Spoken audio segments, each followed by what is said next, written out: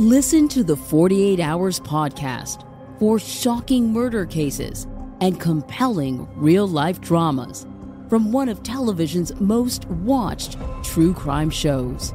Go behind the scenes of each episode with award-winning CBS News correspondents and producers in Postmortem, a weekly deep dive. Listen to 48 Hours wherever you get your podcasts. Inspired by the life of the savvy and ambitious Colombian businesswoman Griselda Blanco comes a new Netflix original limited series. Griselda tells the story of a devoted mother who, with her lethal blend of charm and relentless savagery, creates one of the most powerful cartels in history. Witness Sofia Vergara's captivating transformation into the godmother of the underworld. Griselda, now streaming only on Netflix. Barenaked, Barenaked, Barenaked, ABCs. Well, we'll get into this once we get in. I'll correct this other piece about. Actually, I can still paste this in. Okay. Now, for conventioneers, the original name for the song was Senior Citizens in Love, but they decided that it's not what the song is really about, it's really and they not. changed it. I have to agree with them. It doesn't surmise the song. It's an actual lie. It's a false, yeah. You know what I mean? They don't even make it to Senior Citizens in Love. Exactly. They don't make it another day. Right. They make it till about 2 a.m, and then it's all over. Middle-aged office workers in lust. It's a more appropriate title. I like Conventioneers. I think Conventioneers fits pretty well. Oh yeah, it's I got to tell you, perfect. I've heard Michelle mention it a few times, and I knew it was going to be good because we are really usually pretty much in sync. Mm-hmm. So I was looking forward to it, but I was good, and I didn't preview it. I waited till the week we were reviewing it, and I was really looking forward to it. It's fantastic. It's a great song, but I didn't know what to expect, because Conventioneers, that could be anything, Sure. I didn't know it was going to be like a one-night stand song. So, I mean, it definitely, as soon as I heard, I think it was, so now we're in the bath, I just started losing it. I was like, okay, that's great. I'm on board. It's brilliant. It's brilliant. It's such a good song. Did you think it was going to be about people dressed up in Star Trek regalia? Well, that's where my mind goes, because I'm a nerd. But, That's hilarious. Oh, I'm glad you liked it. I hope it lived up to all my hype. Yeah, it's fantastic. It's one of the best we've heard.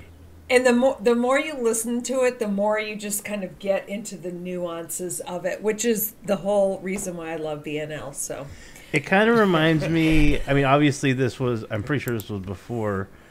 What year was Maroon? 2000. Okay, so that's probably before like Flight of the Conchords and all that. But it kind of reminds me of their style. Some of their songs, like "Business Time" or like. The most beautiful girl in the room. It's some of their stuff really kind of reminds me of that. That's hilarious. Now you got me wondering, and I'm looking it up. I heard they're it's on tour gonna be again. in the I would late. love to see them. Late 1998. Yeah, late 90s, early Maroon 2000s. Was? I was gonna say. Yeah, Flight of the Conchords was like early to mid 2000s, I think, right when they first took off. At least I'm sure they've been around for a while, but. Right, they were probably big in Australia, then took off. And it crossed the ocean. Apologies to Brett and Jermaine. We know you're from New Zealand. New Zealand, yes, but they were probably big in Australia before they came here. I mean, probably. nice recovery. They have a song about how they're not Australian. Well, yes. I mean, I have it right here in front of me that they're from Wellington, New Zealand, but. Now I'm going to have them coming after me. Please come on the show. Brett and Jermaine, we love you. We know you listen. Please come on the show. That'd be fantastic. That would be amazing. All right, let's start with the podcast proper. All right. Oh, and of course I didn't write an intro to this one. You don't need to. Just say, Tracy. You know, did we remember to count down before we started recording so we could sync up our tracks? I was just going to do that. We did. Little behind Testing. the scenes magic. 1, 2, 3. Oh, wait, No, that's no, it's a counting different up. song. That's counting up, and it's a different song altogether. Yeah, you're right. This week is counting down. So, welcome to the Barenaked ABCs, where we are reviewing every song from 7 to Y as we count alphabetically, and when we did the numbers, we counted up. But this week, instead of counting up, we are counting down. Nice. Counting down is easy. It comes down to what are you prepared to do. The sound is teasing. The fever in it ain't the wind that gets to two. Just hold your breath and take one big step over the precipice and fall back down. As we cover the song Counting Down from Silver Ball in 2015, this is the first song off from Silver Ball that we are covering. Sort of. It really wasn't on Silver Ball. It was an extra. The song was only on the Best Buy bonus track, and you can't actually buy it anywhere right now. Best Buy bonus track. Say that 5 times. Yes. That explains things. Yeah, wow, okay. Sounds like you and I are going to be very much in sync again, Michelle. It's going to be an interesting week, I think. This whole album was written in 23 days. And I will reserve comments. It was written during the period when Kevin found out that he has tongue cancer before he had God. his surgery. Well, now I feel bad. And I gotta throw that in there. Kevin is the great equalizer. Kevin, we Yes. love you. Please come on the show. We know you listen. We would love for Kevin to be on the show. Kevin, yes. But this wasn't written by Kevin. No, it's written by This Ed, right? This was written by Ed. Clearly. And Kevin didn't even play the keyboards on this song. Wait, what? Kevin did not play the keyboards on this song. Did he not? Did he play the solo? I do not believe so. Wow. On this song, keyboards are giving credit to a Mike Evan. Mike So, Evans. So this I is just didn't- like a studio album whipped he out in related to Rich 23 Evans? days. They just didn't really care. They got their songs written. They put it out. They got their Wow. money. it's interesting because in all of their interviews, they were very, very, very pumped up about this album, very into it. But I almost wonder if Kevin didn't join on this song because it was recorded while he was Yeah, in the process probably. I'm of sure. his treatment. I'm sure. I'm wondering if that's what happened. Because Kevin does amazing, so why they would replace him for someone for one song doesn't make sense. So it's got to have been something along those Maybe lines. that's why it didn't make it on the album. He put his foot down and Yeah. was like, that's bullshit.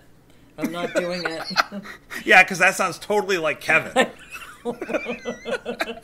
Listen, We don't guys. know. He could be a tyrant. We don't know. Listen, guys. I'm not going to have it on the album. If you don't mind. Maybe everyone gets a veto. It's like us. We get a one block. Oh, If the they're- block. Yeah, He one said. The block. block. Kevin used his block.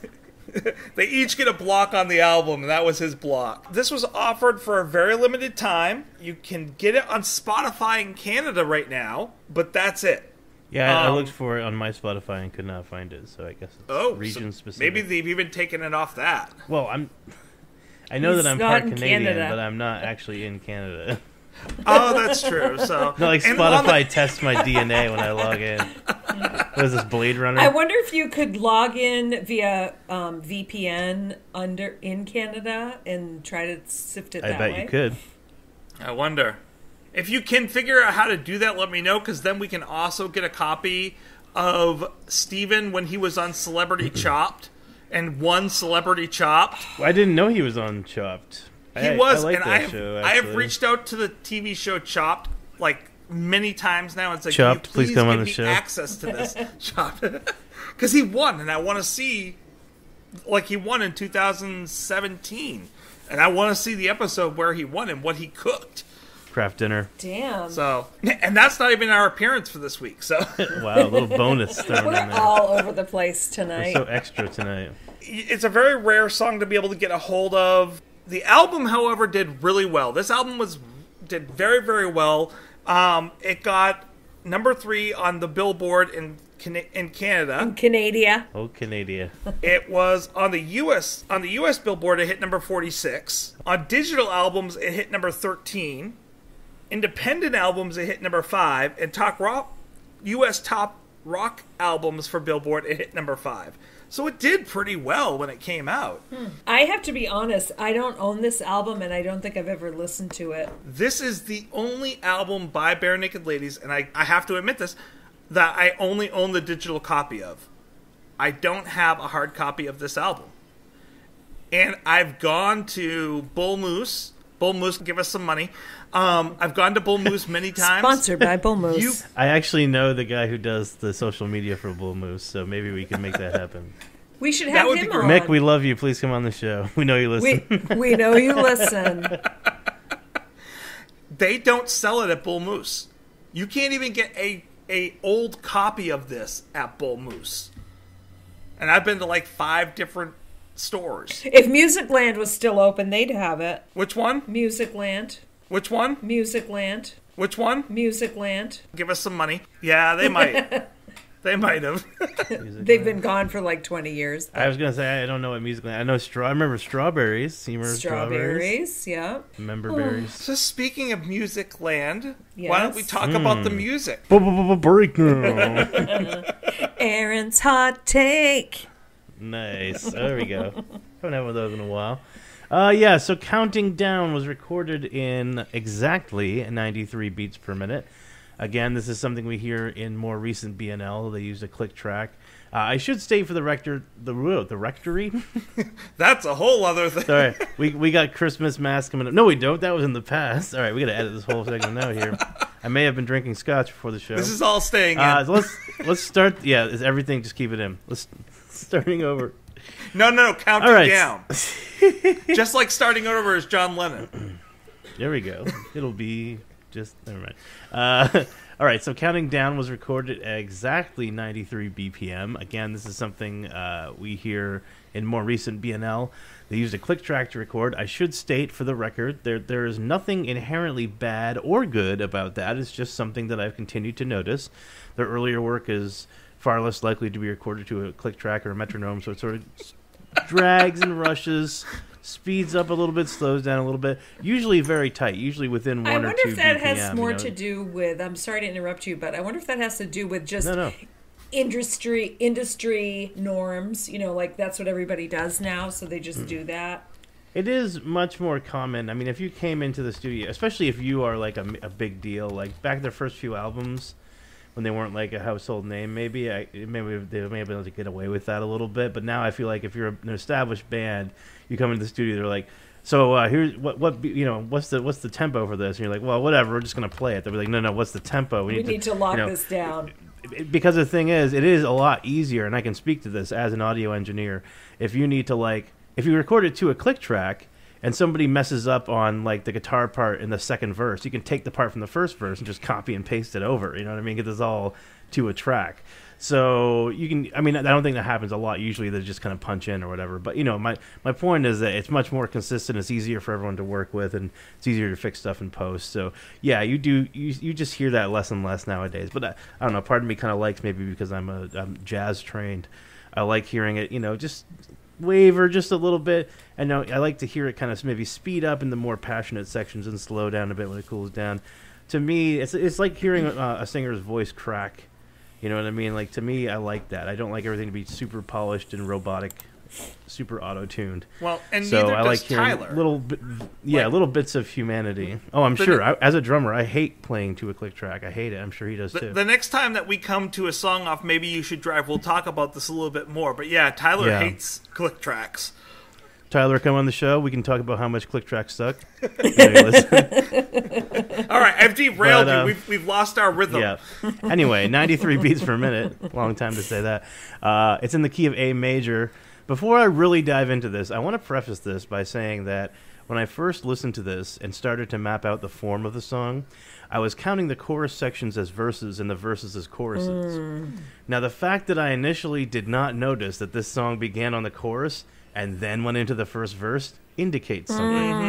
And that something is that the verse and the chorus sections have the exact same chord progressions.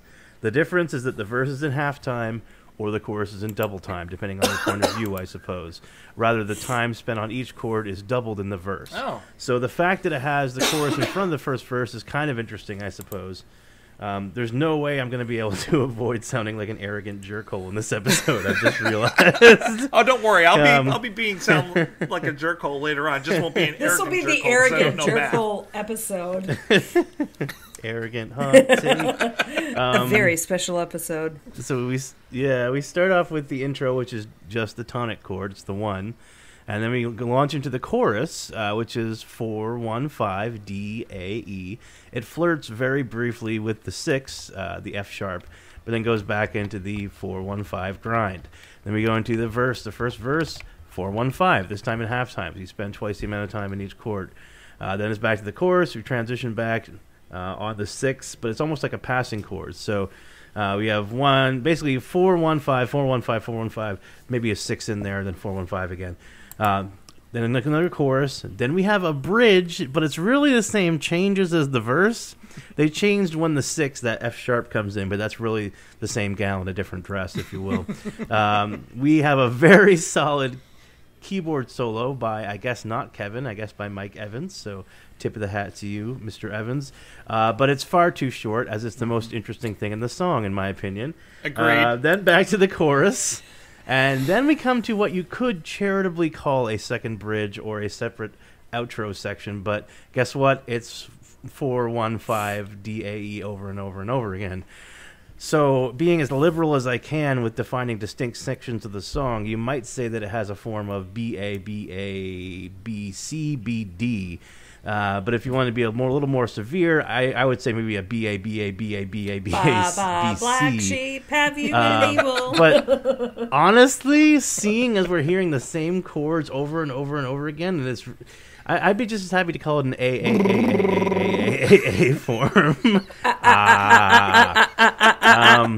I will be completely honest. This song bored me to tears. To be fair, I've been analyzing some stuff from my favorite band Radiohead recently. And they use all kinds of exciting jazz chords and mid-phrase mode changes and all that kind of stuff. So to go from that to a song that is literally 4 chords, mostly 3, is sort of anticlimactic, to say the least. So, I'm hoping I don't sound like, again, too much like an arrogant jerkhole, but that's just kind of how I feel. There may be a reason that this song was left off the album. Exactly. Yeah, I definitely got that feeling. So again, in the past, I have said, and I stand by this, simple does not equal bad. A lot of my favorite music is simple. I love Nirvana, I love the Beatles. Simple can be very beautiful. But in my opinion, there has to be something special about it. It needs to have something unique about it, or at least be very, very well done or very heartfelt. Now, the production on this song is nice. It's slick. It's well produced. It's well performed. Frankly, I'd be shocked if it weren't, at this point in their career. They're very excellent music. No, I'm not saying. I'm laughing at Michelle's that's faces. a compliment. They're very, they're very good musicians. They're very skilled. They know their game by now. They can go out and just knock it out. Now, the production on the song is nice. The band did a fine job with it, but it's very samey. Yes, I had the same reaction when I did with Bringing It Home, except that song, I felt like at least it had some personality. I rated Bringing It Home 2.5 because I felt like it was pretty much exactly middle of the road.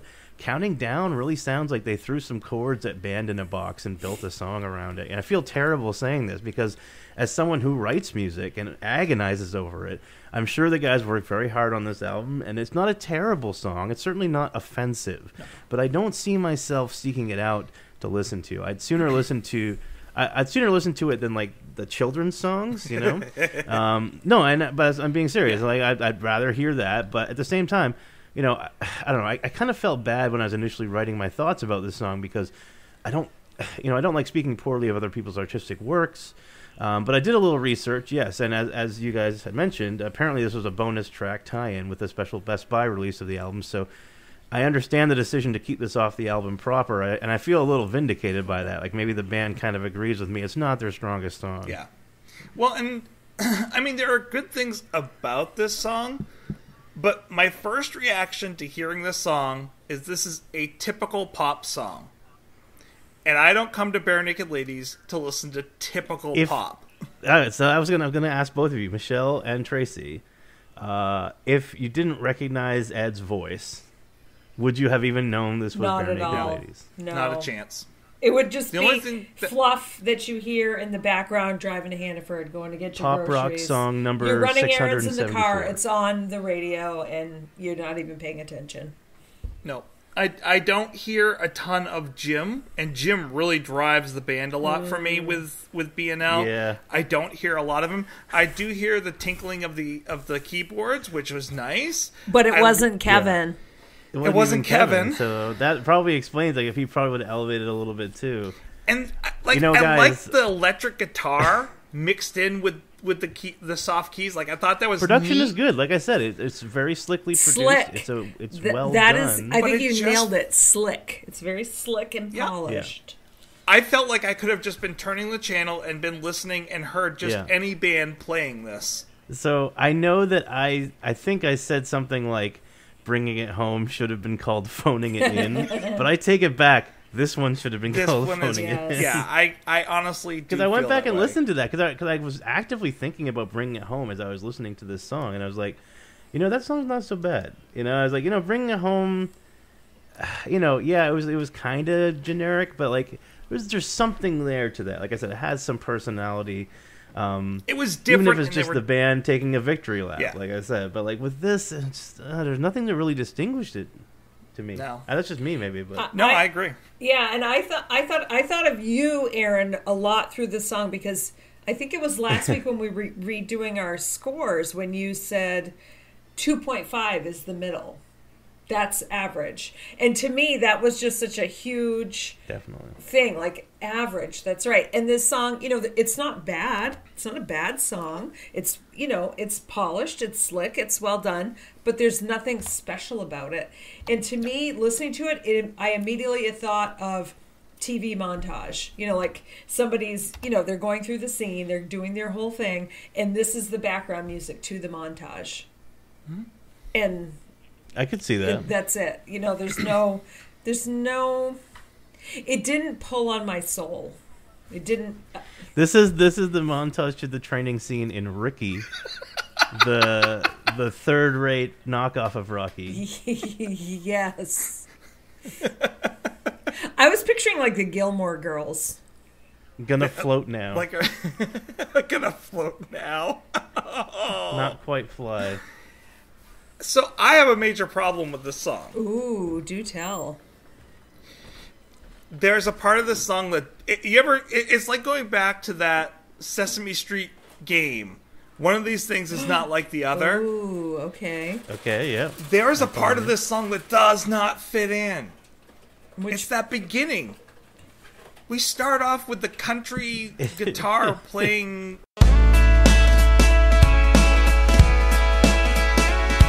And then it goes into like electric guitar. Back down, take a breath. The writing's on the wall. The temp. And it never comes back. It never blends in. We never get a return to it. It's like this really odd, like, here's a taste of something, and then we're going to go off on into. It's like starting off an Italian meal with like sweet and sour soup. You're getting this taste, and you're like, okay, we're going to go into. Wait, what? What? Here's your lobster, but did you have your appetizer of Skittles? Right. Exactly. It doesn't fit. It doesn't seem right. I like country sometimes. I like Ed's country, like when he does. I'm a little for bit example, rock and roll myself. Like, like For You. When we get to For You, I like that song, and it has a country vibe, and it's well done. It's Ed doing country, kind of. But it's the whole song through. This, we get this little taste, and then, like, totally into left field, and I don't like it. that was very impassioned. That's my little... No, I'm glad to hear that I'm not the only one who had that reaction to this song. And, love the band, obviously, love a lot of their stuff. This one just didn't do anything for me, really. Yeah, I was meh about this song. So let's talk about the lyrics, then. We've talked a lot about the music. Let's go into the I don't have much lyrics. to say about them. Michelle?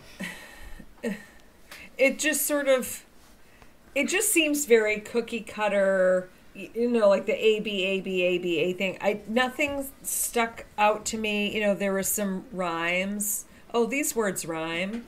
And not that it's awful. They were okay, you know. What do you guys think they were trying to say? I didn't even care enough Please about pay me. the song to think about that.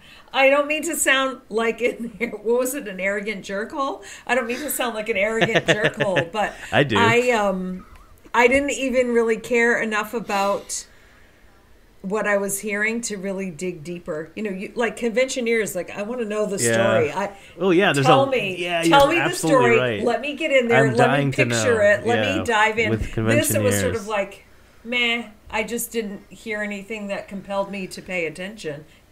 So interestingly enough, that's a really interesting point you made there, Michelle, because I think we've talked a little bit, and this might be a Stephen Page thing, but he tends to paint pictures. Wicked. With words. Yes, he does. He has that what I said earlier.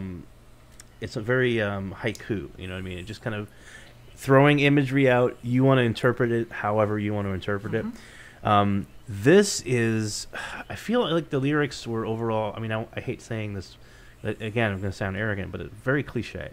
A lot of references to Who Wants to Be a Millionaire, and maybe to Countdown, which I know they get in Canada as well as the UK, although it's not big here in the States. So maybe that's clever if that's what they're doing. But even, you know, I mean, there's nothing really emotional that I connect to with that. It sounds maybe like it's an anger management song or like a depression management song. I feel more than a little guilty saying that if I wanted a pop rock song to give me that same sentiment that this song seems to be going for, I think I would choose Tub Thumper by Chumbawamba. Yes. You know what I mean? And I'm not even joking. Like, if I get knocked down, I get back up again.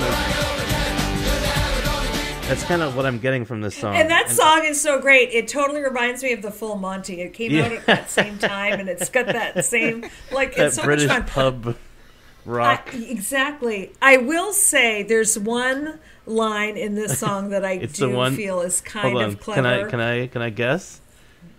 Yes. I'm gonna say. Well, I noticed they said "shit the bed" at one point, and I wonder if this is the Maine style usage, because here in Maine, a lot of people say "shit the bed" to mean you really messed something up. I haven't heard it a lot outside of Maine and New England, so I wonder if there's something they say in parts of Canada as well, or maybe it's a regional thing. I don't think I've heard people from like the South say, "You really shit the bed there." Maybe that's just the people I met from the South are just more polite. Bless your heart. Yeah, right. What was your part, your Michelle? line you liked? I do love the shit the bed line, but why you crying about a glass half empty when you know it was you that drank half the cup? That's a nice metaphor. That's pretty good. Like let's put that's good. Put the onus where it should be. Where we find good things, we should point them out, and I agree. That's a good line. But and see, so that's why I think this song is like him being angry with someone, because this, like, there's little hints that he's. You think this is a Steven? He's about saying Steve? that. I don't know if it's about Steve or who it's about, but the impression we're getting. Like, he's talking about cutting people all out. My computer just. If it is about Steven, then I love it 100 times more. Like, if it's about Ed processing his stuff, but this is years later. Yeah, and I would think that the music, to me, the music wasn't that interesting. No. You know what I mean? He talks about cutting all the people out of your life. Yeah. You can't use a phone as a phone a friend lifeline. As well as the line about that you just mentioned about the drinking half the cup. So it's kind of very pointed, like, attacks, but and like there's disappearing options. You made a mess. Paper tigers are falling. But I don't get the analogy. He's trying to make an analogy, and I'm not getting.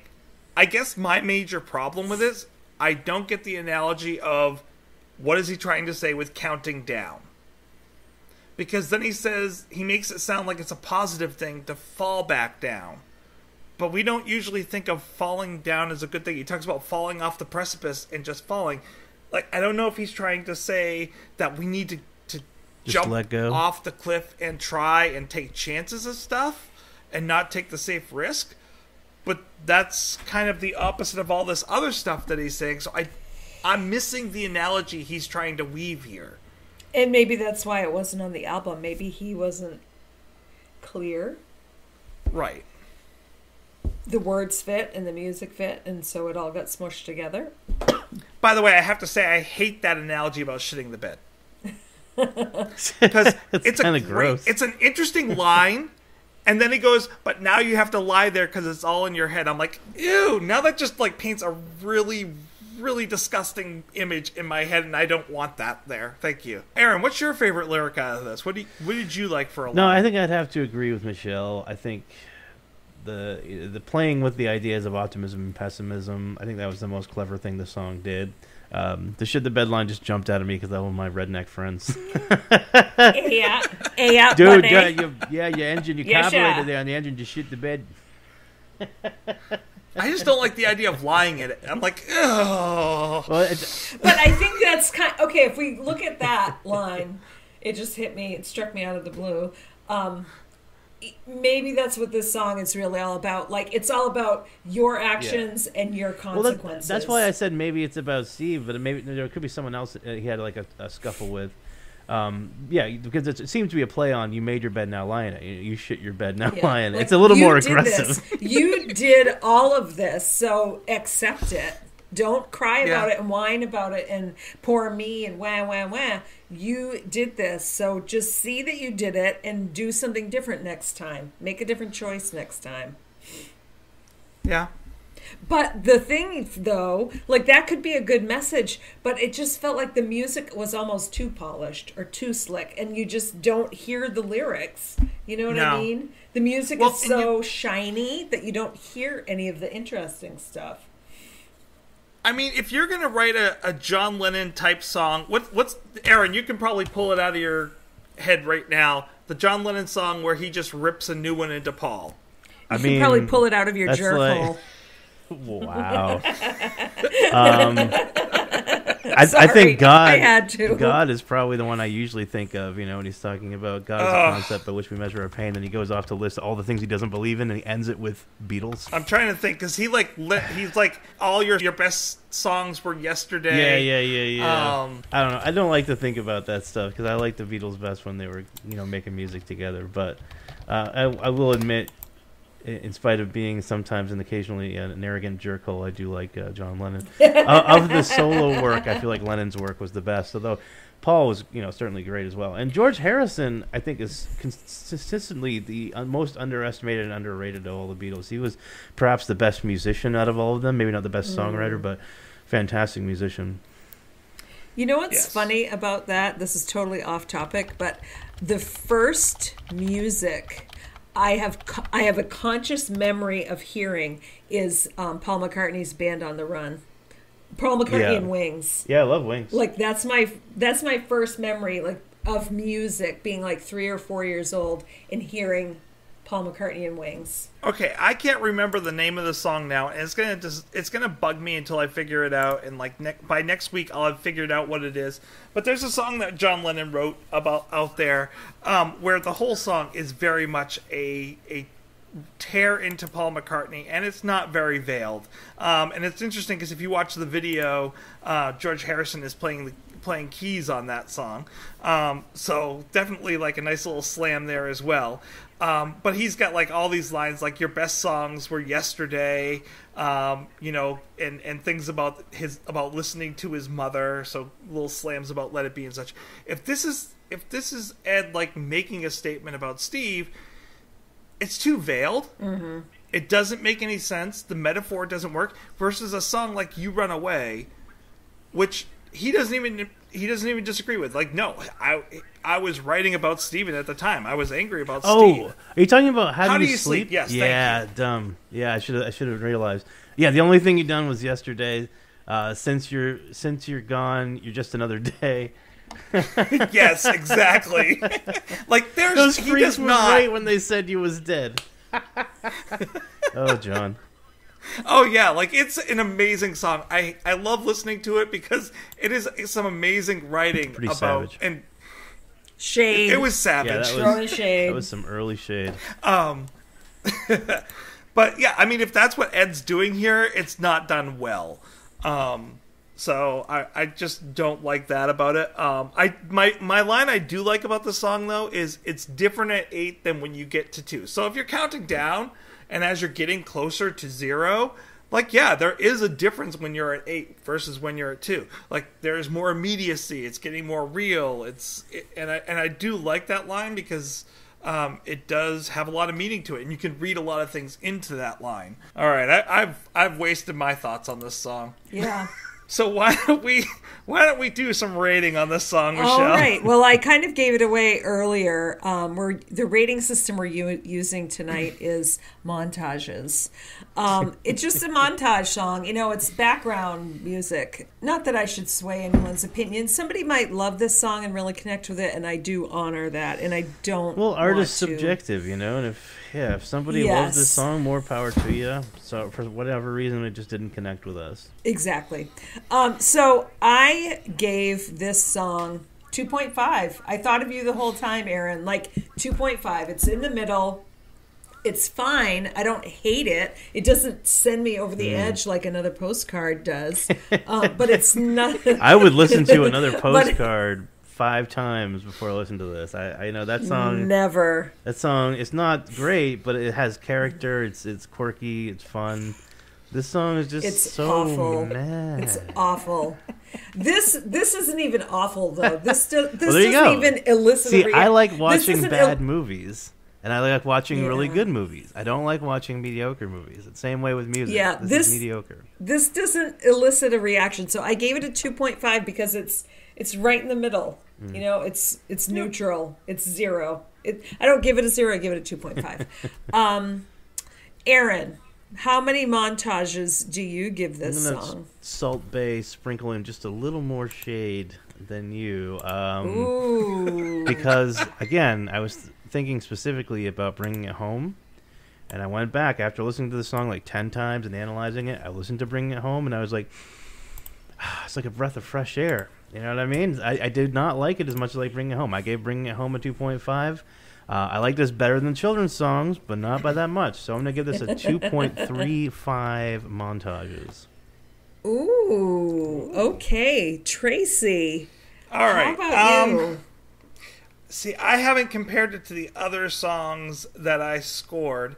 I don't know what I gave Bringing It Home, and I'm not really kind of looking right now. Just my... Want me to tell you? You gave Bring It Home a 3. Okay, good. Okay, I do like Bringing It Home better. And so that this fits in with that. And thinking of kind of where I think that this song kind of belongs, and thinking about what I feel about this song. Like if I heard this on the radio, I wouldn't switch the channel, but I wouldn't be listening to it. It would be in the background, and it would just be playing. You don't even hear it. No, I wouldn't be singing with it. I wouldn't search it out. It's not a bad song. It's well sung. It's well played. It's well managed, as you said, and produced, Aaron. It has, Ed said that this album has more swagger and more confidence, and he's more comfortable the most comfortable he's been since the first record. I don't get that in this song. So this, to me, 2.6. That gives us an average of 2.48, and that's actually the last... Oh, no, I'm wrong. That brings it just above Vegetable Town and just below Best Damn Friends. Definitely. For me, that's exactly where it belongs. Yeah, right at the bottom of the list. So it's second to last so far. I mean, again, look, all things being relative, this is the worst or one of the worst songs we've rated so far of an amazing band with a lot of amazing material. So, like, of course, this should not be, they can't all be conventioneers. They can't all be Alcohol or Alternative Girlfriend or Brian Wilson. And we expect a lot out of them. Yeah. You know what I mean? Yep. Like they've got so many great songs. Bismarcky. Even taking it, like, if you think about it this way, if I rated this just below average, even though that's slightly below average, if that's their worst, There are so many bands that are Right. just complete train wrecks, and they're a 0 or a 1 out of the gate for like the bulk of the material. So, we love you guys. Please come on the show. We know you listen. I guess is what I'm trying to say. Well, and just to kind of put some more perspective on this, we're based a lot off from the idea of the alphabetical.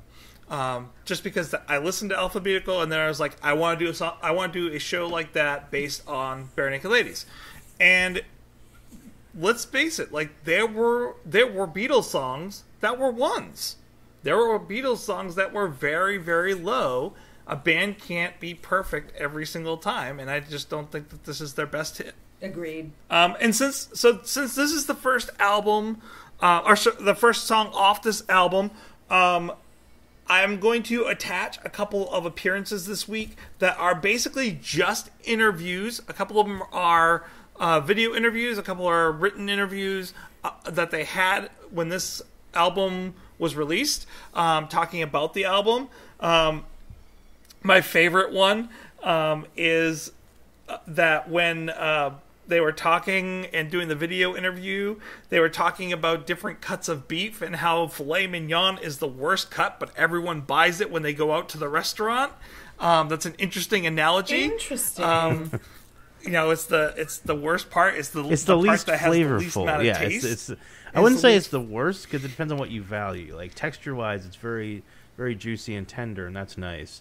But yeah, it's the least flavorful. I like a good skirt steak. Now It's I want to not go. the jerk I want to go up on steaks now. They said it's so bad that you have to wrap it in bacon to give it moisture. I really like. Which I was really like, that's the amazing. way that I don't know. This again, I'm going to come off as arrogant here, but I like the mouthfeel, I guess, of filet mignon. But I prefer like a skirt steak, hanger steak, ribeye. So this song is like the filet mignon of That the might album. be too kind. Okay, so it's more like the tenderloin. I think this song is the bone full of marrow that comes with your ribeye that you pretend to like so you can seem like you have class, but it's just crappy. It gives you heartburn. Never been a fan of marrow. I don't know. Maybe I just got to get in touch with my barbarian roots. But crush your enemies, see them driven before you. Hear the lamentation of their women. So, as you know, we are part of the Filling the Void are. podcast network, a very proud part of that network. Yes. They have some amazing and wonderful podcasts on that network. One of the podcasts that has taken a hiatus, but is hoping to come back in the very near future, and I hope it does as well, is Boy Meets Retrocast, which, if you have any guesses out there, you're probably right. It is a podcast where they review and talk about Boy Meets World episodes. I grew up watching Boy Meets World. I think it's a much better show than Saved by the Bell, where Zach Morris really is a jerk. Zach Morris is trash. If you have not seen that Funny or Die series, watch it, because it is absolutely true, and I can never watch Saved by the Bell ever again. But Boy Meets World was actually a really high-class, pretty good show, especially for kids, and I really enjoyed it. It was interesting because they had the same thing that happened for almost every single show out there. Season 3, I think it was. They're like, we got to add someone new to the cast. So the parents had a baby. So, and for the first year, the parents had this baby, and you know what the baby does? Like, babies eat. They go to the bathroom, and then they learn to crawl. And next week, that's what we're going to be doing, is we're going to be talking about crawl. Someone better give you a segue for Christmas. Dead air. That was a bad one. Not my best intro.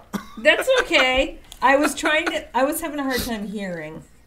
It matches this episode. We're all over the place. We're barely listening to each other tonight. We're all just on a stream of consciousness.